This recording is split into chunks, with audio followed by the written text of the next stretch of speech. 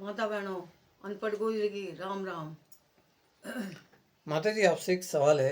आज ये बताइए, आज का जो नवयुवा है और आज का नवयुवा कह लीजिए या जो भी है, हर एक घर हर एक परिवार की यही कहानी है आज के समय में कि हर एक घर में हर एक व्यक्ति को, चाहे वो एज में बहुत छोटा हो या बहुत बड़ा ही क्यों ना हो, आज के समय में हर एक परिवार में हर एक सदस्य बहुत समझदार है अपनी सोच अपनी समझ के अनुसार, और उसको लगता है सिर्फ और सिर्फ मैं ही समझदार हूँ।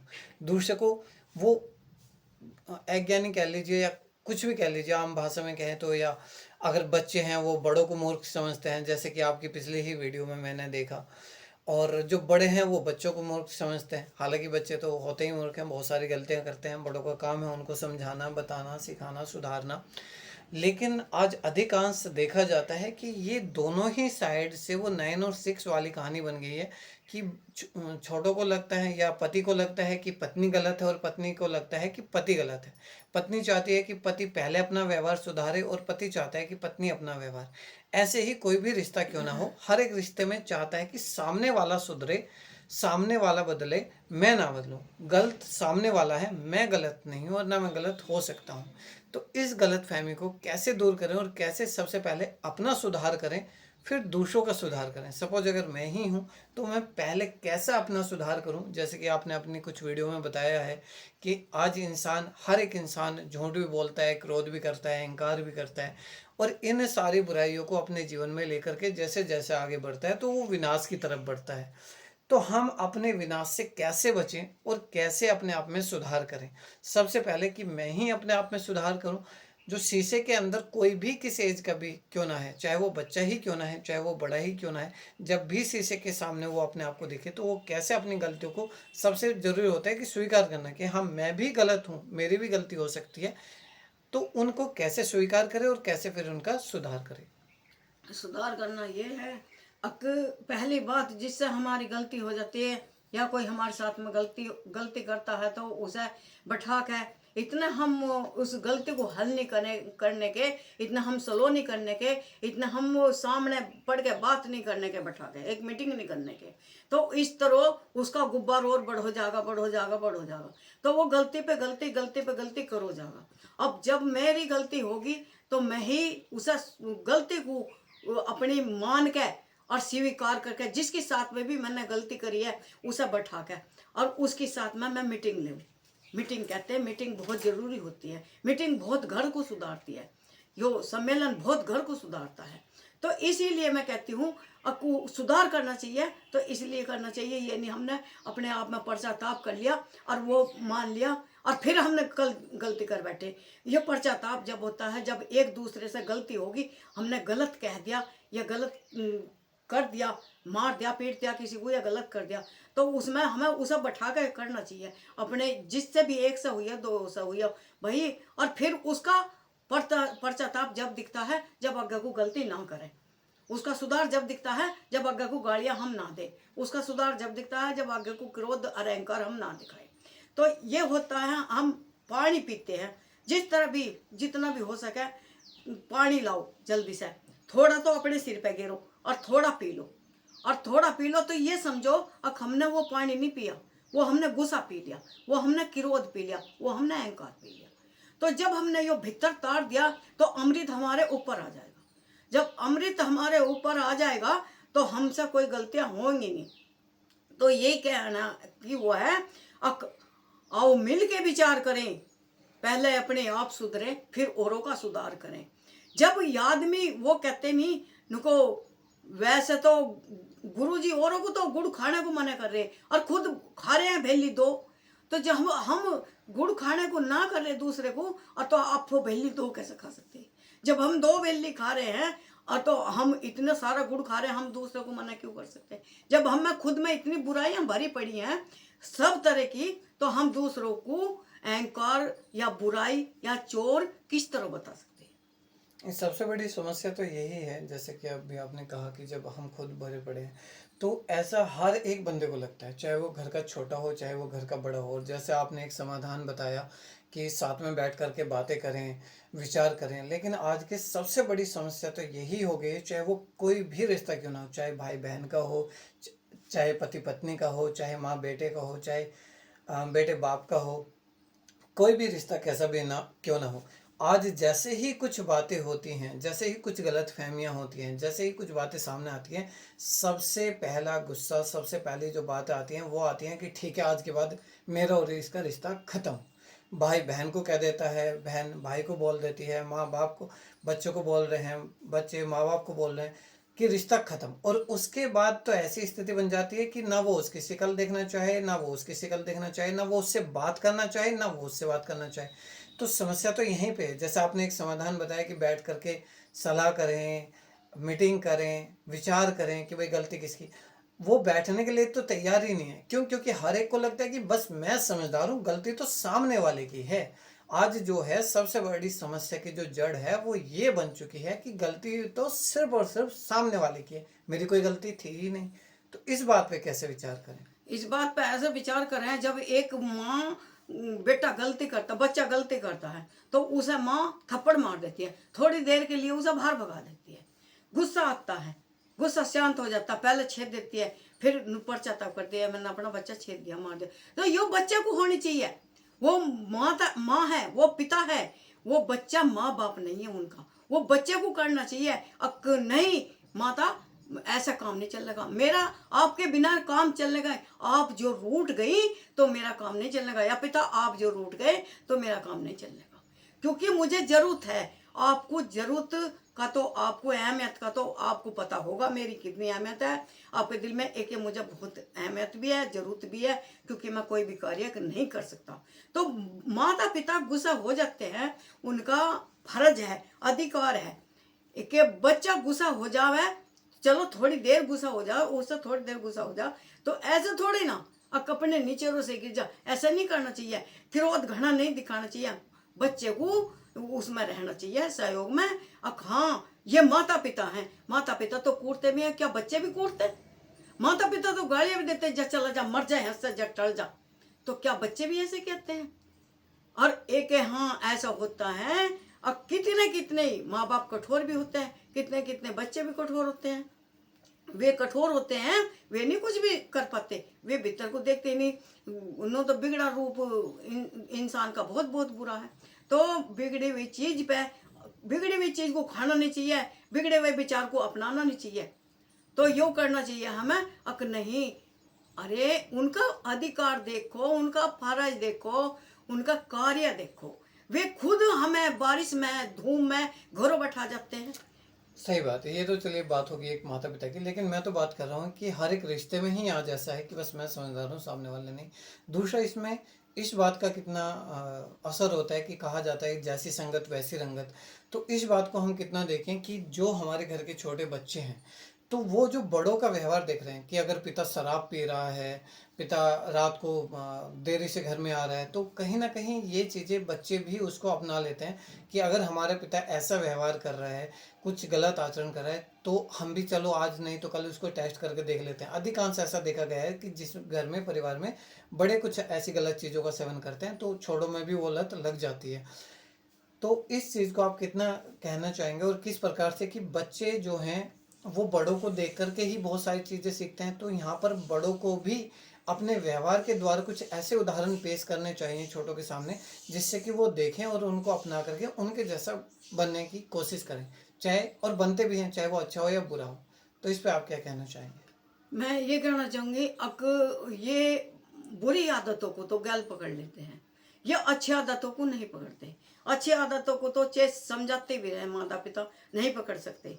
एक बार बच्चे कुट भी जाते हैं जब भी नहीं पकड़ते। बुरी आदत, थोड़ी सी संगति माता पिता ने गलत दिखा दी, बुरी दिखा दी, तो उसे गैल कैच करते थे, क्योंकि आपने, मेरे पिता ने वहाँ वो गलत काम किया था, वो उसे गलत नहीं समझेंगे, उसे ये समझेंगे अब उसने ये किया था, मैं भी ऐसी करके देखूँ।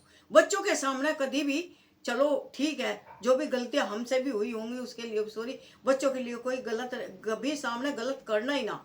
पति पत्नी का भी यो व्यवहार है, अब पति एक तरफ दूध जैसा हो रहा तो पत्नी एक तरफ पानी जैसी हो जाए, एक तरफ आग और पानी जैसे। आग और पानी जैसी। जब जिस टाइम झीना बढ़ गया उसमें और दूध में उफान आ गया, और तो उस पर छिट्टा मार दिया जाए, वो दूध भी नीचे को हो जाएगा और वो पानी, आग भी नीचे को हो जाएगी।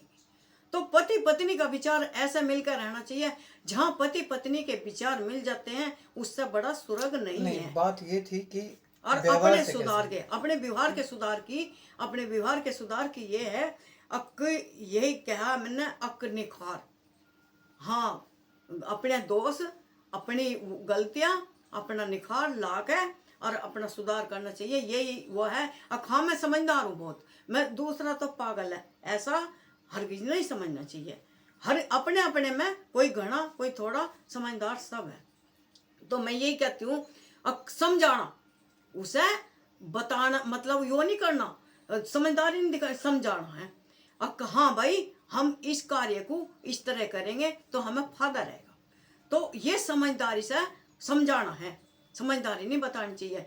आजकल समझदारी बताने के लिए तो वो नहीं, पर हाँ समझाना चाहिए। जैसे मैंने आपकी एक वीडियो में सुना था कि आप कहते हैं कि जिस व्यक्ति ने अपने जीवन में ये सोच लिया कि मैं बहुत समझदार हूँ, मुझे सब कुछ पता है, मैं सब कुछ जानता हूँ और मुझे समझाने की ज़रूरत नहीं है, मुझे बदलने की ज़रूरत नहीं है, मैं जैसा हूँ वो ठीक हूँ, तो इसका मतलब है कि वो विनाश के रास्ते पे है।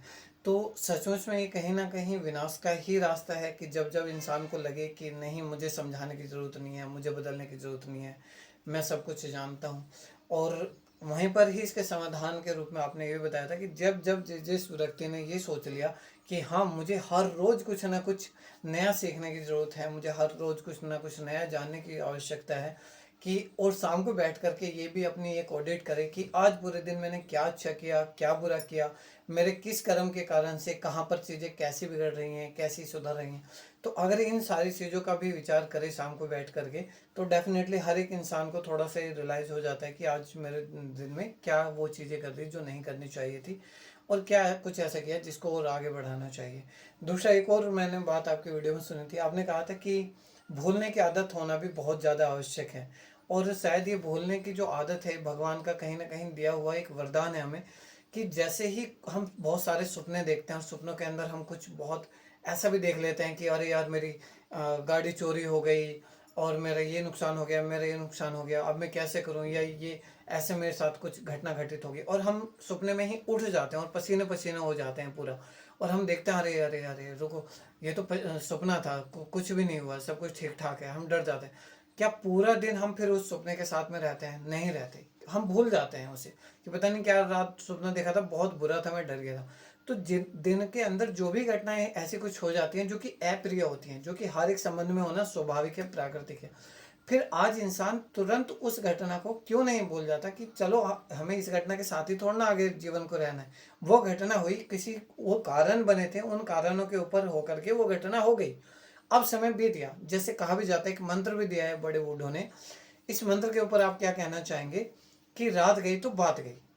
इस बात को अगर हर एक व्यक्ति अपने जीवन में अपना ले, हर एक संबंध में, हर एक रिश्ते में अपना ले, तो रिश्ते कितनी जल्दी सुधारने की संभावना है कि चलो छोड़ो, रात गई तो बात गई। इस बात के बारे में आप क्या कहना चाहेंगे? इस बात के बारे में हम यही कहना चाहेंगे, अब जो दुख भरा दिल होता है, दर्द भरा दिल होता है, तो जो मतलब ठीक ठाक होता है, और ये जवान होते हैं, तो ये तो इनका कोरा कागज होता है, माइंड है से दिल कोरा कागज होता है, इन पर कोई भी विपत्ति या आपत्ति कोई नहीं आई, तो ये सब तरह से खुश हैं। इन्हें चलो थोड़ा सा कह भी दिया और भला बुरा बोल भी दिया, चलो भूल गए, बहुत अच्छी बात है। अब हम भी मतलब भूलने की वो तो हमें भी होनी चाहिए, बहुत अच्छी बात। एक जब माइंड भी और दिल भी बहुत दुखों से, कष्टों से भरा हुआ है, एक जहाँ पहले से ही बहुत जख्म हुए हुए हैं और वहाँ जरा सा तिनका भी लग गया तो वहाँ और भी बहुत चीज लगती है। ये जान पूछ के नहीं करता कोई आदमी, अब नहीं चल मुझे तुझसे कोई मतलब नहीं, नहीं चल मुझे मैं तेरे से वास्ता ही खत्म करती हूँ, नहीं मैं, ऐसा होता है। अब वो परेशान हुआ है, वो दुखों से भरा हुआ है, तो वो दुखों से भरा हुआ है जब उसमें, तो थोड़ी सी भी चीज, थोड़ा सा भी तिनका बहुत ज्यादा दुख लगा देगा। तो इसीलिए ये कहते हैं कि हाँ, जब अपना मन हमने अपना अच्छी तरह से हर कहीं से लगा लिया, तो वो जख्म हमारे याद नहीं आया। कुछ दुख है हमारे पीछे के, कुछ दुख है हमारे आगे के, तो कुछ दुख है हमारे शरीर के, तो उस पर कोई उल्टा सीधा बोल जाता है, वो बर्दाश्त थोड़ा नहीं होता। उम्र में आके जो बुढ़ापा, बुढ़ापे में नहीं, आके। इसमें एक चीज ये भी देखने को मिलती है। अब बुढ़ापे में तो चलिए हो सकता है, बहुत सारे लोगों को हमने देखा है कि जो बिल्कुल शांत होकर के शांत अवस्था में बस ईश्वर में ध्यान लगाए हुए अपना बैठे हैं, वो कहीं जो भी जैसी घटनाएं घटित हो रही हैं परिवार में उनसे कोई मतलब नहीं है, अपना समय बहुत अच्छे से काट रहे हैं ईश्वर भक्ति करते हुए। वहीं पर कुछ नवयुवाओं को हमने ऐसे देखा है, पिताजी के साथ में कुछ बातें हो गई कि ठीक है मैं इसे नहीं बोलने का, और फलाना ढिकना, अनेकों अनेकों मैंने ऐसे परिवार देखे हैं, थोड़े थोड़े से गुस्से में घर से निकल जाते हैं और पता नहीं कितने कितने साल कहाँ कहाँ की ठोकरें खा करके फिर वापस आते हैं। फिर वापस आकर के भी एक खूनी वैसे वाली, ना पिता बाप से बोलेगा, ना एक दूसरे से, ऐसा वो हो जाता है चिड़ सी कि हाँ बस छोटे छोटे को ही प्यार करते हो। सपोज अगर दो भाई हैं तो वो दूसरे को बोलेगा कि बस तुम तो इसे इसे चाहते हो, इसे इसे घर की सारी बातों में इंटरफेयर करते हो, मुझे मानते ही नहीं हो। मतलब अपने आप में इतनी सारी बातों की गलत फहमियां बना करके वो बैठा रहता है और अपने ही अपने दुखों को और बढ़ाता रहता है उन सारी बातों के कारण से, जिनको वो भूल करके अपने जीवन को बहुत अच्छा बना सकता है। तो यहाँ पे बात यह है कि हम उन बातों को क्यों नहीं भूल जाते। अब सपोज जैसे आपने भी कहा कि अगर कोई है और वो बहुत सारे दुखों से भरा हुआ बैठा है, कुछ अच्छे दुख हैं, मतलब कुछ पिछले दुख हैं, कुछ अभी के दुख हैं, कुछ बातें हैं ऐसी जो लगी हुई है, तो क्या ये एक दवा नहीं हो सकती कि वो अगर बोलने की आदत हो, जो पिछले दुख हैं या जैसे भी कहीं कोई घटना घटी है, उन सारी चीज़ों को एक सपना समझे कि अरे छोड़ो, कोई नहीं है, सब नासवर है, कुछ गए हैं तो कुछ को और जाना है, और नंबर उसमें हमारा भी है, हम ही को भी जाना है। डेट पता नहीं कौन सी है, कौन सी फिक्स है, कौन सी फिक्स नहीं है, एक सांस आई तो एक सांस गई, ना जाने कौन सी सांस अंतिम हो। तो हमारे द्वारा किया गया व्यवहार, हर एक व्यवहार क्यों ना ऐसा ही होना चाहिए जो अंतिम हो, कि अगर ये जो मैंने सांस ली है हो सकता है कि ये आखिरी हो, कम से कम कोई मेरे से ऐसे तो ना करे कि यार वो मुझसे बहुत घृणा करता था या वो मुझसे बहुत जलन करता था, कि कुछ भी नेगेटिव ना फैलाए।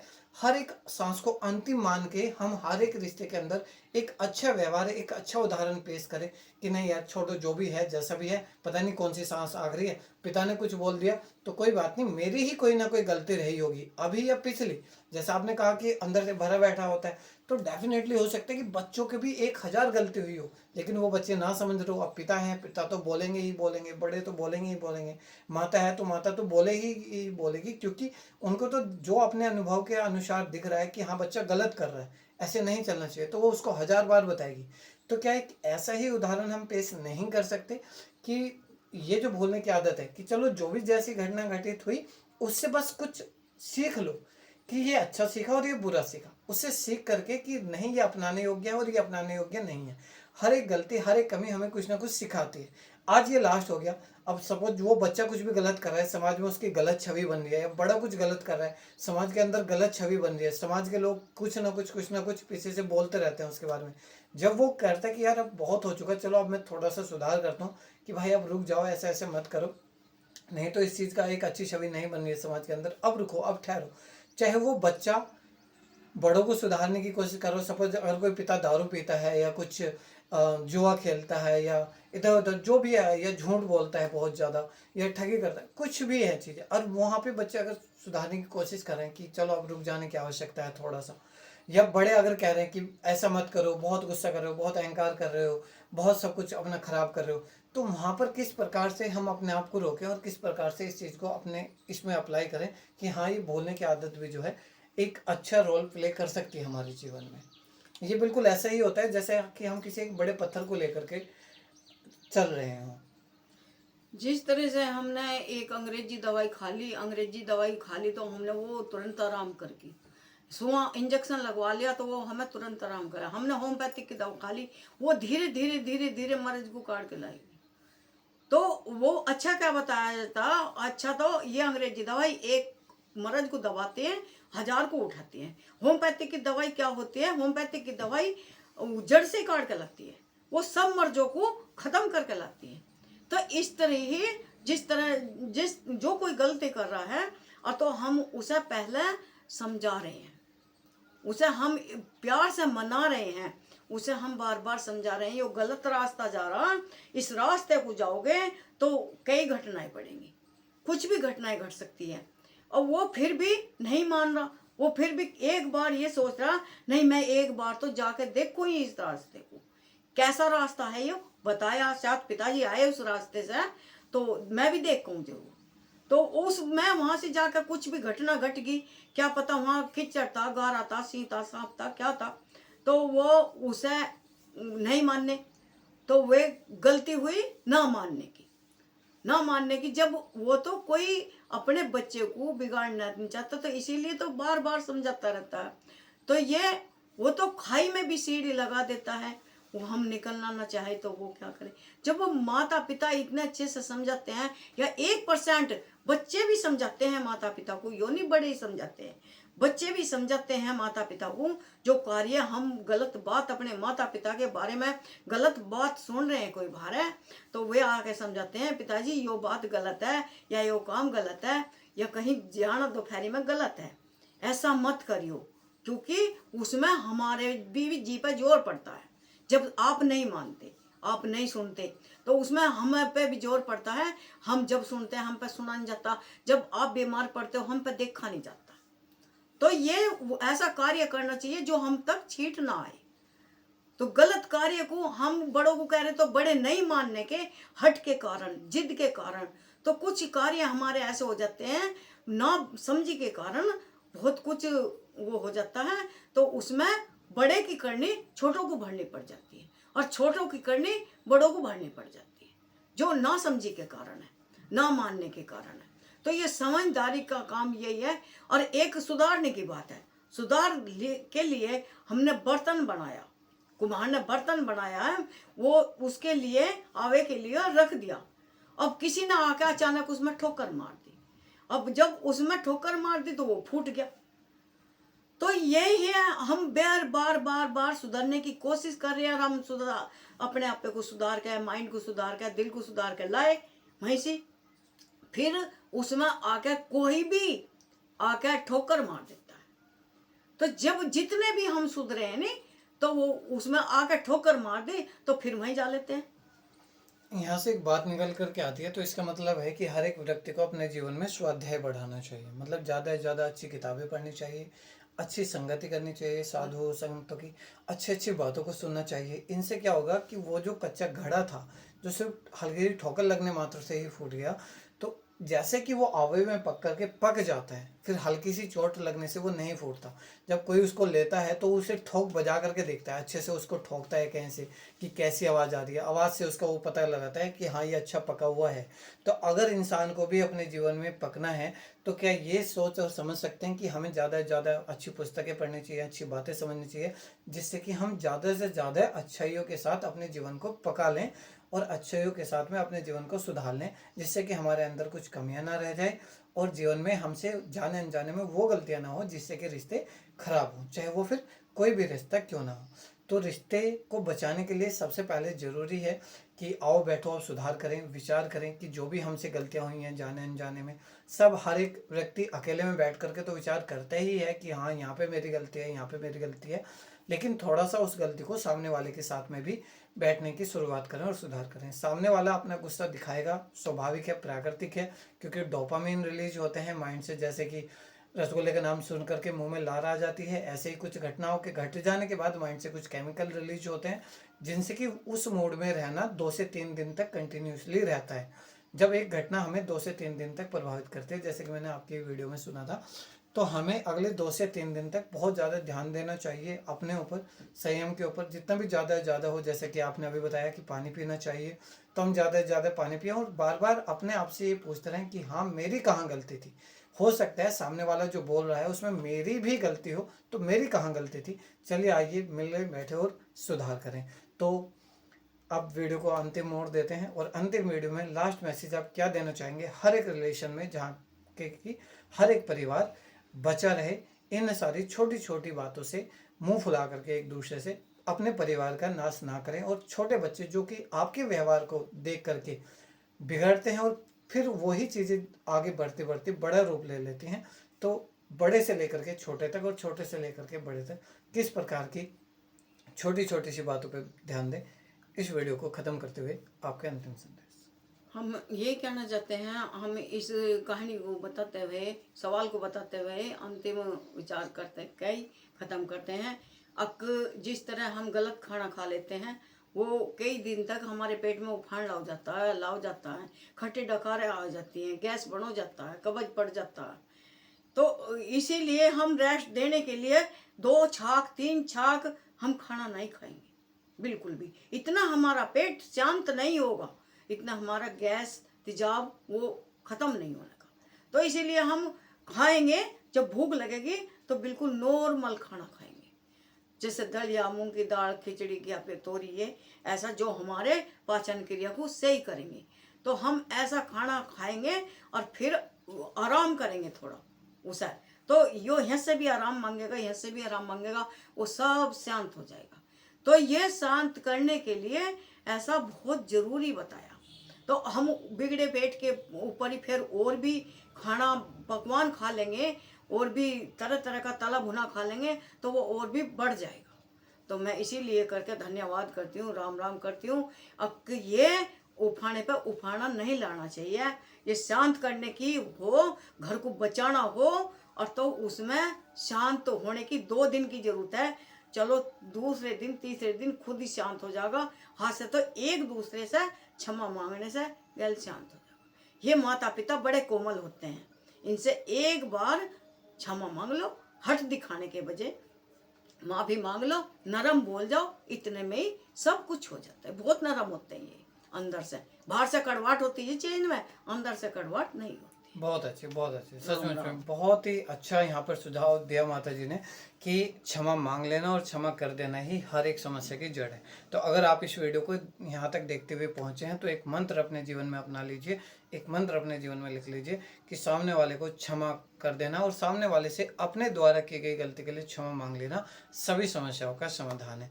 आप सभी का बहुत बहुत धन्यवाद और हम सभी आपके मंगल के लिए कामना करते हैं। राम राम।